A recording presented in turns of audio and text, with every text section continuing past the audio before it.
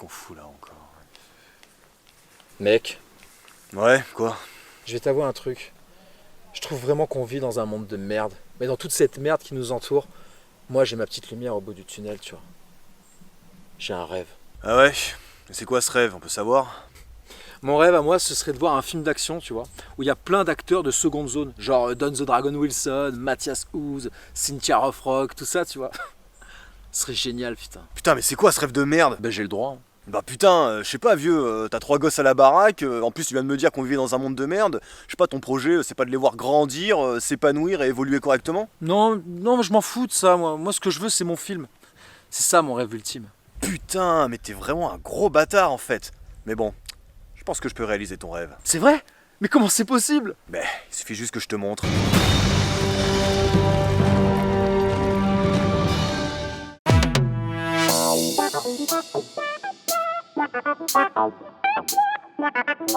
C'est les chroniques du nana.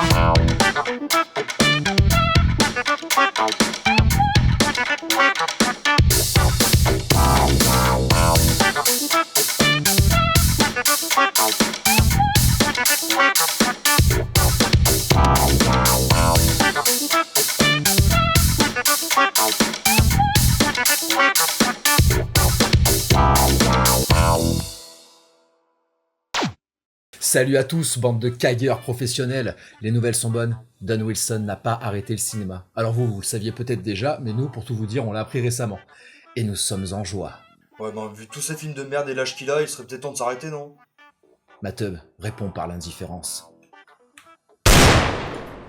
Opération Manille. Opération Manille ou Showdown in Mania est un film de 2016 réalisé par Marc Dacascos. Ouais, bah il aurait mieux fait de s'abstenir. Ouais, putain mec, on parle quand même de Marc Dacascos quoi, le pacte des loups, Crying Freeman. Ouais, et après? Bah voilà. Moi perso je l'adore, hein, mais là il a vraiment chié dans la colle. Pour la petite histoire, Nick est un agent spécial dont l'équipe se fait décimer en voulant arrêter un gros méchant surnommé le Spectre. 2 ans plus tard, il est devenu détective privé aux côtés de Charlie.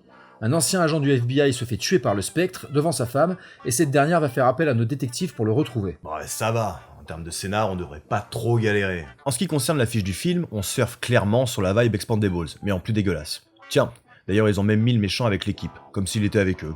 N'importe quoi. Avant d'attaquer le film, il est important de s'attarder un peu sur le casting qui est assez incroyable. Incroyable, c'est pas un peu exagéré comme terme? Non, c'est ta question qui est exagérée. Donc ouais, je vais tout énumérer et je vais prendre mon temps. Ok, ben je vais en profiter pour aller chier alors. Ouais, mais moi aussi. Faites. Comme je l'ai dit précédemment, Marc Dacascos réalise le film mais joue également dedans. Il a aujourd'hui 60 ans et a joué des rôles mémorables dans Le Pacte des Loups et Crying Freeman, 2 films de Christophe Gans.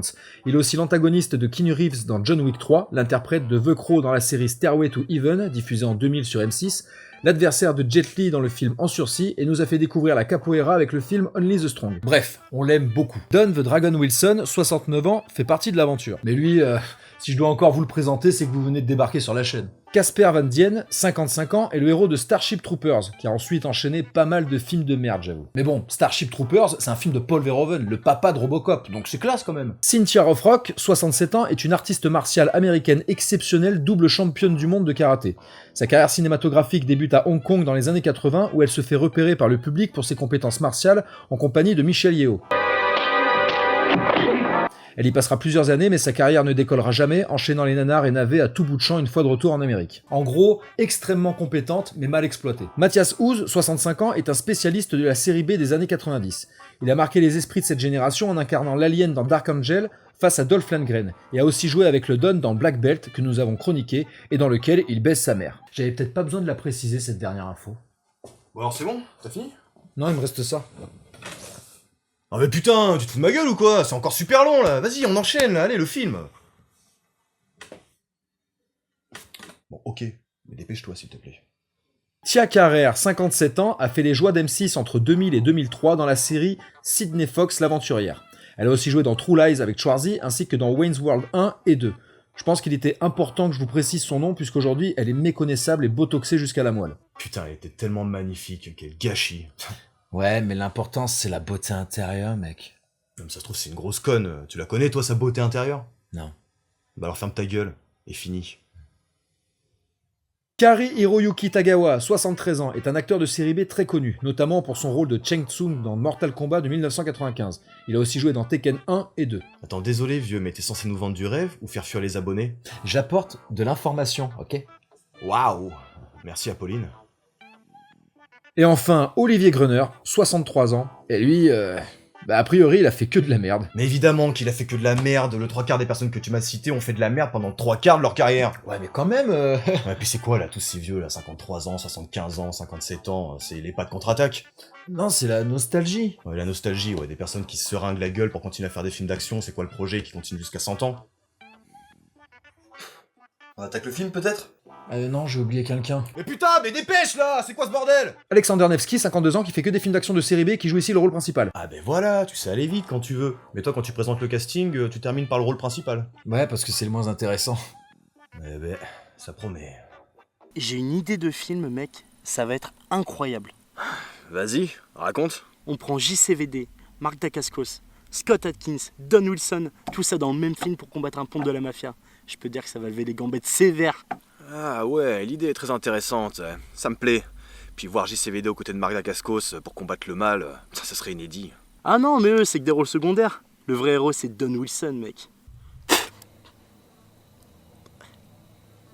Mais quoi,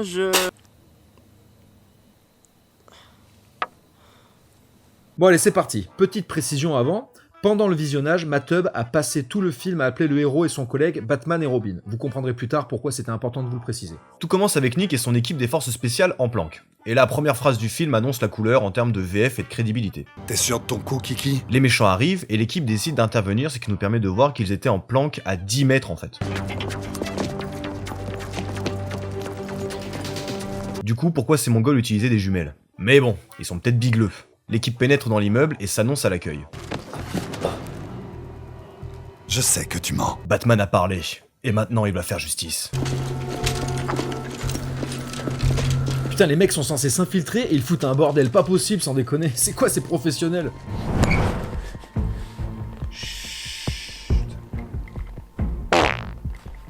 Putain, mais t'es sérieux là?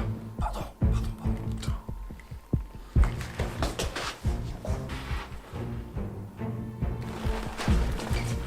Ok, dès qu'il se retourne, on arrive derrière. D'accord. Putain, mais arrête tes conneries!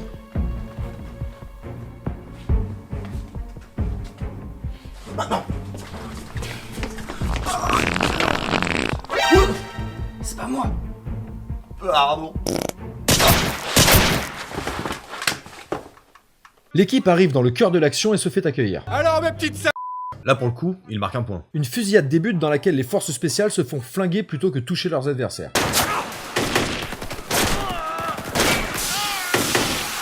Mais heureusement, Nick a la bonne idée de changer de pièce. Reyes, suis-moi! Et on constate qu'il tire beaucoup mieux quand il est dans un escalier.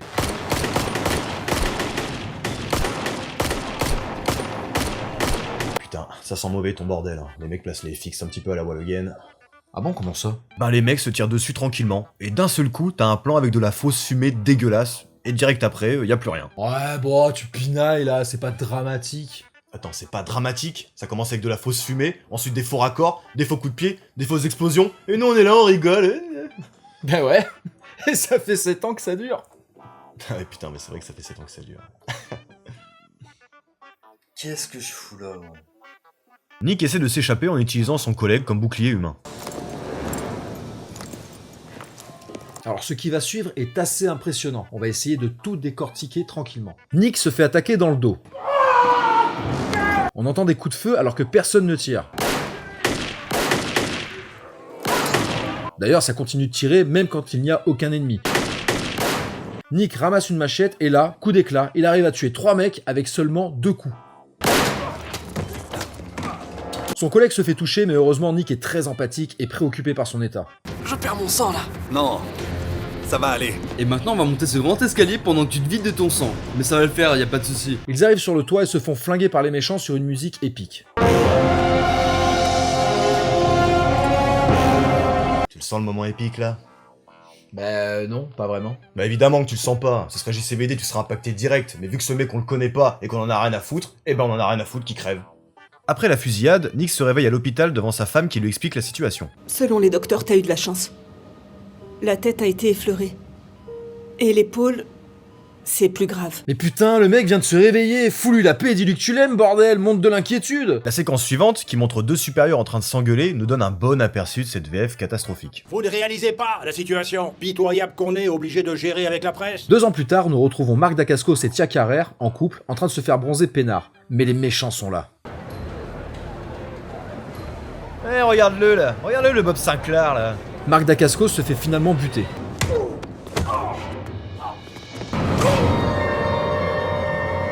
Ah, ça fait chier quand même. Bah oui, parce que là, t'es impacté là. Bah, c'est surtout qu'on a perdu le plus efficace du casting en termes d'arts martiaux. La femme dégueulasse de Marc décide d'aller en parler aux flics. Veuillez recevoir mes sincères condoléances. Si tu pouvais dire ça sans le sourire, ça serait pas plus mal. On apprend que Marc Dacascos était un agent du FBI, donc du coup, il s'est fait buter. Pour faciliter l'enquête, sa femme a fait un portrait au crayon. C'est assez impressionnant. Ouais, comme par hasard, elle s'est dessinée en plus. Une inspectrice débarque et décide de l'amener en lieu sûr. Toutes mes sincères condoléances. Ah là, c'est un peu plus sincère quand même. Sur le trajet, les deux femmes se font arrêter par des gangsters armés. Mais l'inspectrice reste sereine. Diplomate. On se calme. Les déglinguent en 2-2. Et reprend la route comme si elle venait d'acheter des clopes. Vous connaissez ces types? Non. Eux, ils vous connaissent. N'empêche, elle tire mieux que Nick, parce qu'à chaque fois, elle touche. Nous retrouvons Nick, devenu détective privé, en compagnie de son nouveau collègue, Charlie, qui prouve à un client l'adultère de sa femme. Qui c'est ce connard avec Viviane? La meuf enchaîne 4 mecs en l'espace de 2 minutes de vidéo. La chienne. Et il se trouve que Charlie est le dernier homme à être embrassé. Oh, vous savez, vous en avez déjà assez vu. Et le mec fantasme sur lui-même en train de simplement embrasser une pute. Oh, waouh. Désolé. Une fois l'affaire réglée, Charlie propose de remater la vidéo avec Nick comme si c'était un bon porno. On se le remate? Putain, mais franchement, quel est l'intérêt de remater ça? En plus, t'as l'autre qui valide, c'est comme se mater un porno entre potes, quoi. C'est juste crade. Bah justement, j'ai un film à vous montrer et... non, j'ai rien dit. Nous apprenons que Charlie est accro au sexe. Et que ça lui a valu sa place en tant qu'officier de police à Los Angeles. Il a couché avec la femme de son chef. Putain, mais c'est abusé de révéler les problèmes perso des gens comme ça, là. Un peu de respect et de pudeur, merde.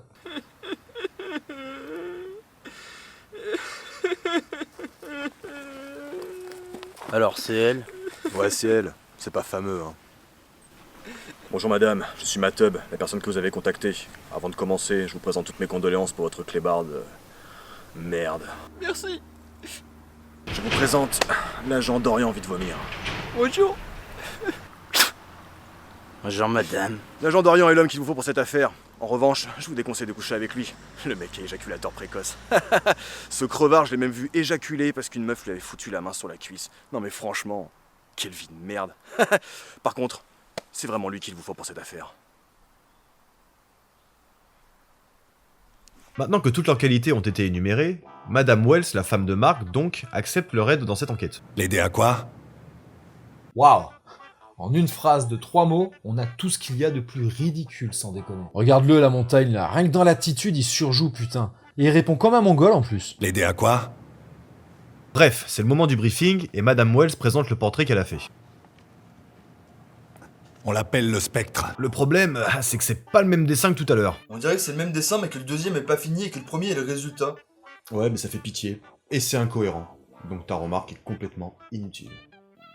Merci. Nick connaît le méchant, surnommé le Spectre, puisque c'est ce dernier qui a décimé sa brigade 2 ans auparavant. Et donc lui aussi, il a un dessin. Ah ouais, mais c'est la foire au dessin en fait. En plus, les deux se ressemblent pas, ça va bien faciliter l'enquête. Bon les gars, le mec qu'on recherche s'appelle l'éjaculator, et ce petit malin s'amuse à éparpiller du sperme aux 4 coins de la ville. Une dame qui était touchée par quelques gouttelettes m'a contacté, et m'a fait un portrait robot. Je connais ce mec. J'ai eu affaire à lui il y a 2 ans. Mais toute ma brigade a été noyée. J'ai aussi un portrait robot de lui. Je vois qu'il change d'apparence régulièrement. Qui sait à quoi il ressemble maintenant? Moi aussi j'étais à sa recherche il y a 4 ans. Mais j'ai rien trouvé, j'avais la flemme. J'ai également un portrait robot de lui. Putain, cet homme est un vrai caméléon. L'affaire qui nous attend va pas être simple. Étant donné que Batman et Robin ne s'occupent que d'affaires à la con genre adultère, ils estiment cette affaire un peu trop risquée. Mais après de longues négociations, Je vous donnerai 50 000 $ US si vous me le trouvez. On va le trouver. le duo accepte l'affaire et nous terminons sur un plan carrément inutile. Musique épique, bateau. Et voilà. Nick et Charlie entament leur recherche auprès de la population. Enfin, rectification. Nick enquête pendant que Charlie sert des gonzesses de 17 ans. Leur recherche les amène dans un bar où se trouve l'indique de Nick, la fameuse Kiki. Et Nick détruit le barman.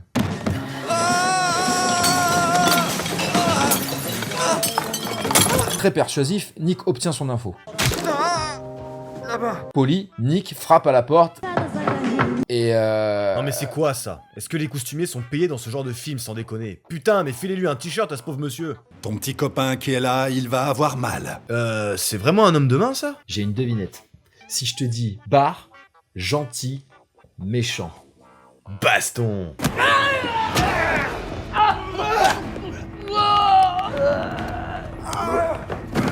De merde. Et encore une fois, Nick est persuasif jusque dans le regard. Après avoir discuté calmement, Nick et Charlie retrouvent Kiki censé être en cure de désintox, en train de se défoncer la gueule avec des potes parce que bon, la cure de désintox... Ça craignait. Pendant sa conversation avec Kiki, la femme de Nick débarque, et soit elle pense s'adresser à une triso, soit elle est malentendante. C'est au choix. Salut, je m'appelle Sophia. Et toi, tu dois être... Pourquoi faire ça? Qui a dit dans le studio de doublage « C'est bon, c'est parfait !» Faut le tuer ce mec. Et salut les gars. Salut. Tenez, je vous ai ramené à manger. Yeah, merci. Bonjour, je m'appelle Dorian. Et toi, c'est quoi ton nom? Quoi, mais c'est quoi son délire à lui là? Qu'est-ce qui lui arrive là? Pourquoi il me parle comme ça? Il a du mal avec le français apparemment. Je m'appelle Dorian. Je suis l'ami de François. Désolé. Faut pas me prendre pour un con non plus. Ouais, non, t'as bien fait, je pense. Kiki leur indique un bar où trouver Dorn, le second couteau du spectre. Il adore les filles du bar de Risa. Et maintenant que Kiki est là, autant en profiter. Tu pourras faire un peu de ménage et répondre au téléphone. Il y a un bureau pour une secrétaire. Faudrait bien l'utiliser. Batman et Robin attendent l'arrivée de Dorn à la boîte. Salut. Putain, elles sont pas farouches les meufs aux Philippines. Charlie en profite pour se confier sur son addiction au sexe. Les réunions des accros du sexe anonyme. Oh, très bien. Enfin, je crois. Même si tout ça est extrêmement intéressant, retour au boulot car Dorn arrive. C'est notre homme. Il pénètre dans la boîte à putes et salue un homme qui a littéralement un porte-manteau dans le cul. Salut Anton. Peyton. C'est par là. Une fois à l'intérieur, on se rend compte que Charlie a baisé toute la clientèle. Salut Charlie. Contente de te revoir Charlie. Moi aussi. Toi, tu ne m'as pas rappelé. Il débarque dans la chambre de Dorn et commence à s'expliquer. Tu t'en souviens pas? T'as essayé de me tuer, mais tu m'as loupé. Perspicace. Mais Dorn, bon joueur, lui propose un deal. On peut se le faire mano à mano, et on verra bien si t'arrives à me faire parler. Mais je pense que t'as une petite bite. Étant donné que Nick a une petite bite mais que Dorn n'a pas de couilles, ce dernier s'enfuit. La course-poursuite, de 2 minutes, est bien entendu ridicule et Charlie se fait interpeller par une étudiante, comme s'il y avait que ça à foutre. Hé monsieur, vous cherchez quelqu'un? 2 gars très balèzes. Vous êtes de la police? Putain, mais ferme-la et dégage là. Tu vois pas que j'ai autre chose à foutre? Et pendant la course-poursuite, je sais pas comment expliquer, mais il y a un truc qui bug. Dorn regarde derrière lui, et logiquement, Nick le suit. Là, normalement, en toute logique, c'est la vue subjective de Dorn. Nick apparaît, mais ne voit pas Dorn. Comme s'ils étaient à 2 endroits différents, en fait. Ah, je sais pas. Faudrait peut-être que je regarde Manny sur Google Maps pour essayer de comprendre. Oh, t'emmerdes pas avec ça. Ah ouais, tu penses? Bah non, c'est juste de la merde fait par des mecs qui en ont rien à foutre. Hop, ça va plus vite, on n'en parle plus. On passe à la suite. Une fois Dorn attrapé, la bagarre est beaucoup plus expéditive que prévu.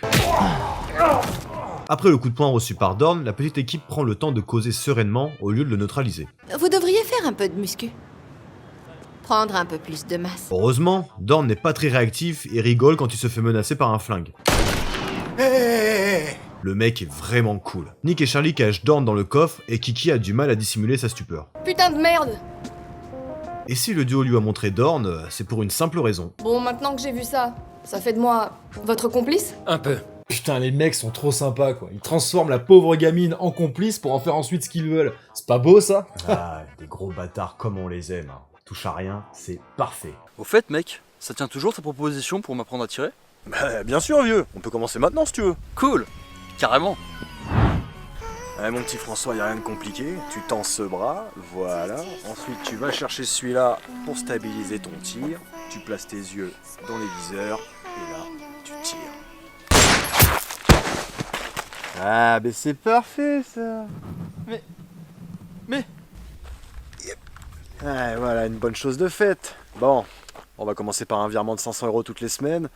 Et pour la suite, on avisera. Mais... Nos deux compères décident de partir régler leur compte avec le spectre et il se trouve que Sofia est là, dans la rue, on sait pas pourquoi. Attends-moi une minute. C'est une fille bien. Comment ça, c'est une fille bien? Pourquoi tu dis ça d'un coup, mec? C'est ma femme, c'est pas la tienne. Tu l'as baisée ou quoi? Même si Nick a pour mission de préserver le monde d'un très gros trafiquant extrêmement dangereux, Sofia lui rappelle ses priorités. T'as intérêt à venir avec moi, au théâtre, vendredi soir. Maintenant qu'il s'est fait gronder, il est temps de partir à la guerre avec toute l'équipe badass de Nick. Il est là. Je le sens. Moi aussi je sens sa présence. C'est imminent. De quoi, les gars? Don the Dragon Wilson. Maintenant ça va chier. Dans le monde entier, personne fait ça, je suis sûr. C'est flippant. Vous l'aurez compris, l'équipe de mercenaires qui va accompagner Nick et Charlie est composée de Don Wilson, Cynthia Rothrock, Olivier Gruner et un autre. Waouh, ça fait rêver toute cette jeunesse. Ils répondent pas, ils sont contents. Devant leurs vieux qui sentent la tombe. Les retrouvailles se font dans la joie et la bonne humeur. Peyton, ne me dis pas que t'es toujours un privé à la noix. Et toi, Ford? J'ai cru que t'étais devenu un gratte-papier, à aboyer tes ordres sur les recrues. Putain, qu'est-ce qu'on se marre. Et on en profite pour balancer une crotte de nez à Charlie. C'est qui le Yankee là? Un mannequin ou un prof de danse? Après avoir bien rigolé, Don donne le coup d'envoi. Allons leur botter le cul. L'équipe pénètre dans la jungle et nous pouvons agréablement profiter de plans bien dégueulasses. Le réalisateur a dû se sentir pousser une âme d'artiste puisqu'il passe son temps à foutre des putains de feuilles au premier plan. Florilège.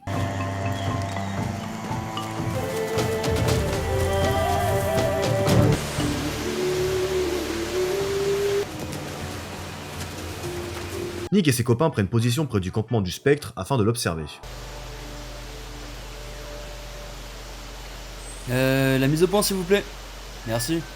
Ces Mongols mettent 4000 ans à établir une stratégie et Nick en profite pour surjouer à mort.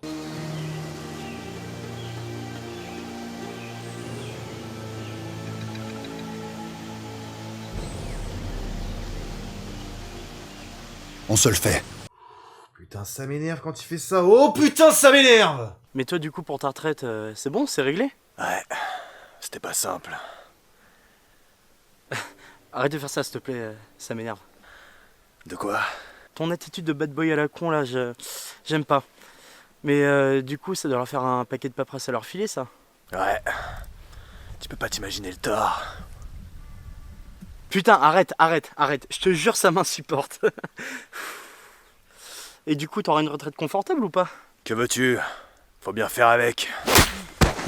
Arrête, je te dis. Arrête, putain. Ah, ça m'énerve, putain, cette attitude à la con, là, putain. Tu comprends?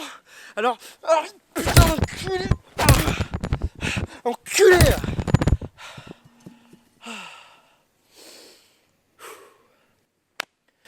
Et du coup, cette procédure, elle met longtemps ou pas, là?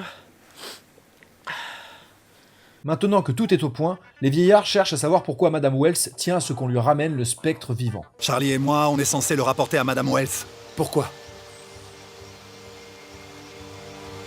On n'a pas demandé. Voilà, ça c'est du super détective. Les mecs risquent leur vie mais ils savent pas pourquoi. Le spectre, sentant le coup fourré arriver, commence à placer ses pions. Allez! Ah tiens, Joystar. Ah tiens, le gars de PNL. Lequel de PNL? Je sais pas, l'un des deux, on s'en branle. Cynthia Rothrock apparaît.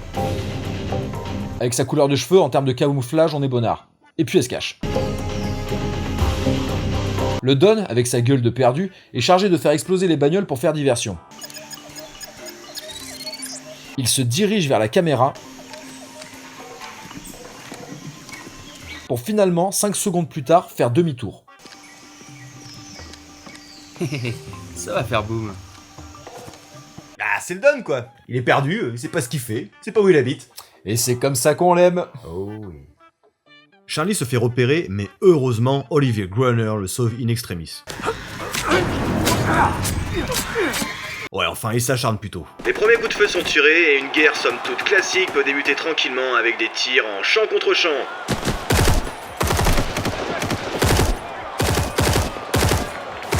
De fausses explosions.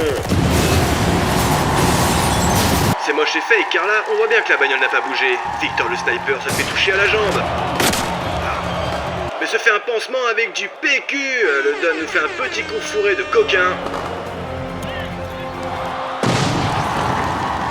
Mais s'essouffle rapidement quand il s'agit de se mettre à couvert puisqu'il va à 2 à l'heure. Et fait bien peu au corps à corps en nous livrant un superbe combat de merde.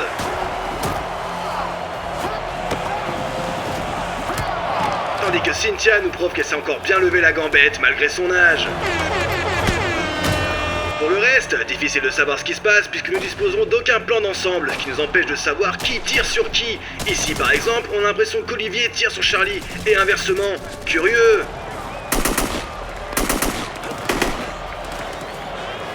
Mention spéciale pour Nick qui nous offre une prestation mémorable en se mettant dans un premier temps totalement à découvert pour tuer tout le monde sans se faire toucher.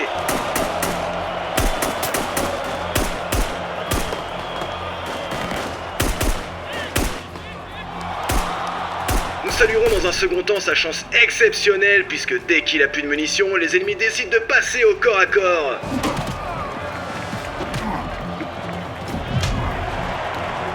Oulala, qu'est-ce que je viens de voir là? Attendez... Ah ben oui, j'ai bien vu.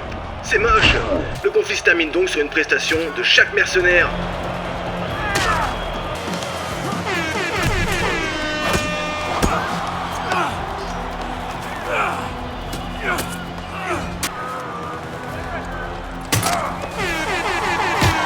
Et l'équipe arrive enfin au boss final. Bon, eh bien mon cher Vince, bataille relativement médiocre ce soir. Nous féliciterons tout de même la prestation de Cynthia Rothrock et d'Olivier Gruner pour leur énergie malgré leur âge. En dehors de ça, c'est de la merde. C'était ma tub, je rends l'antenne. Ah, Batman et Robin qui viennent pour sauver le monde. Et voilà. Je vous jure que c'est pas quelque chose de prémédité. Pendant tout le visionnage du film, Matt Tubb a passé son temps à les appeler dès le début Batman et Robin. Je suis trop fort, j'ai des pouvoirs de médium de merde. Maintenant que tout est fini, l'ambiance est revenue à la blague et les rires sont très gênants. Il fait si froid en Russie. Avant, j'avais un filet de pêche dans ma baignoire et j'y mettais ma bière. Ok. Je vous remets les rires. Ok.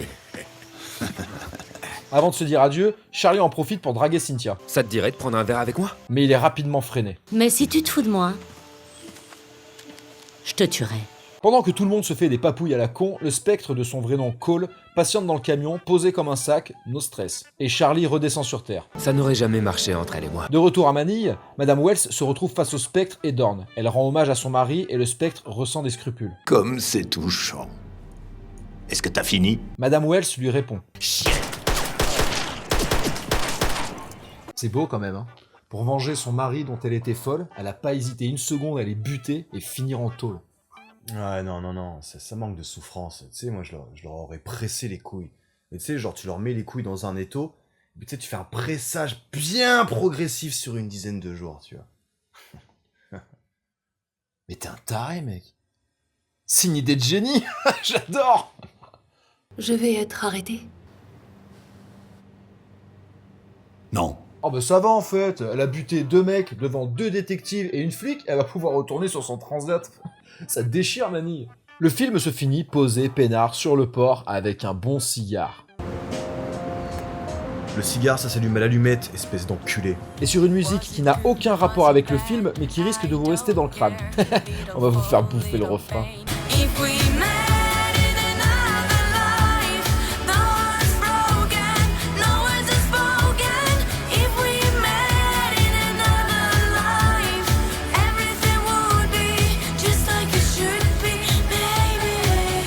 Et le dernier truc assez dingue quand même, c'est qu'il y a dans ce film plus de cascadeurs que d'acteurs. Bah la prochaine fois t'emmerdes pas, vu que les acteurs sont mauvais, prends directement tous les cascadeurs pour faire le film. C'est fou quand même, hein. De quoi? Bah, de faire un film et d'utiliser comme guest star Don Wilson, Cynthia Rothrock, Olivier Gruner. Bon, ils ont marqué la série B des vidéoclubs dans les années 90. Enfin, faut pas déconner non plus, quoi. Ouais, mais ça touche quand même un public, hein. Ah bon? Lequel? Bah, les mecs comme nous qui aiment regarder de la merde, les gens qui aiment pas se prendre la tête et qui prennent des DVD à 1 € dans des caches, et ceux qui veulent passer un moment peinard en deuxième partie de soirée. Ah ouais. Et ça en fait du monde quand même. Hein. Ouais, d'ailleurs je me demande pourquoi est-ce qu'on n'a pas plus d'abonnés. Mais voilà mec, Je l'ai réalisé ton rêve. Alors, ça t'a plu? C'était pas trop mal. Ouais, je sais pas. Maintenant, j'ai l'impression que le monde est encore plus merdique qu'avant. Ah, ça.